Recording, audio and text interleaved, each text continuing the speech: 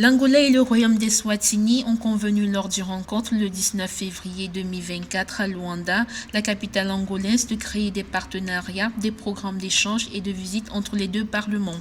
Selon l'information fournie à la presse par le prince Linda Nkosi, la présidente de l'Assemblée nationale d'Angola, Carolina Cerqueira, et son royaume entendent collaborer. La rencontre a aussi été l'occasion pour le prince d'exprimer son souhait de signer un mémorandum d'entente entre la Chambre de commerce angolaise et l'Agence d'investissement d'Eswatini. L'autorité a également visité la zone économique spéciale de Luanda et s'est dit impressionnée par l'information qui lui a été donnée selon laquelle, en 2023, la zone économique spéciale a réussi à attirer environ 40 milliards de dollars d'investissement.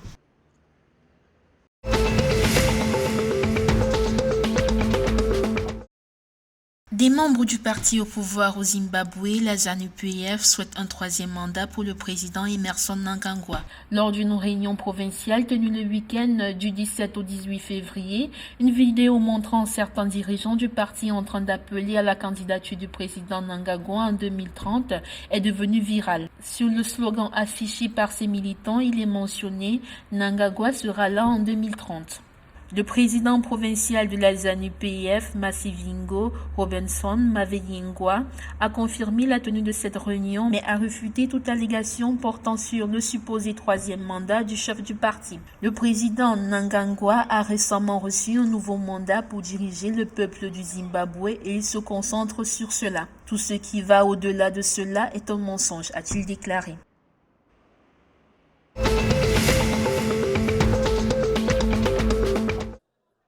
Le ministère des Finances et de la Planification du Développement a accueilli le 19 février 2024 le premier sommet de l'Association africaine des comptables généraux à Maseru, la capitale du Lesotho. Le sommet, dont le thème est promouvoir une Afrique prospère grâce à des systèmes de processus de gestion financière intégrés et à la gouvernance, réunit une dizaine de pays et se tient jusqu'au mercredi 21 février 2024. Cette initiative est une démonstration claire de l'Afrique qui s'oriente vers un développement de carrière différent et positif. L'événement sera également l'occasion d'aborder les questions de l'intégration de l'Afrique pour la croissance continentale et la prospérité partagée, la bonne gouvernance, la transparence et la responsabilité dans le secteur public.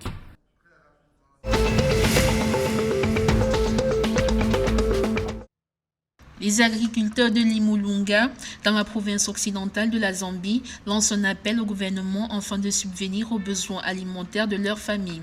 L'absence des pluies dans cette province occidentale a engendré d'énormes dégâts et certains agriculteurs de la région qui ne disposent pas de pompes à eau ni de matériel d'irrigation en raison du manque de fonds ont perdu leur récolte. Ainsi, Kashawa Machel, bénéficiaire du programme gouvernemental de soutien aux intrants agricoles, appelle le gouvernement à trouver des moyens pour leur fournir un soutien alimentaire.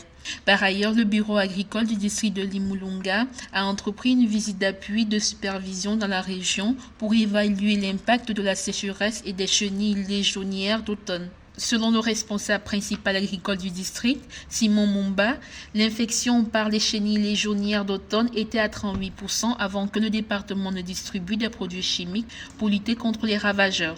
Après la pulvérisation des produits chimiques, l'impact est tombé à 28%.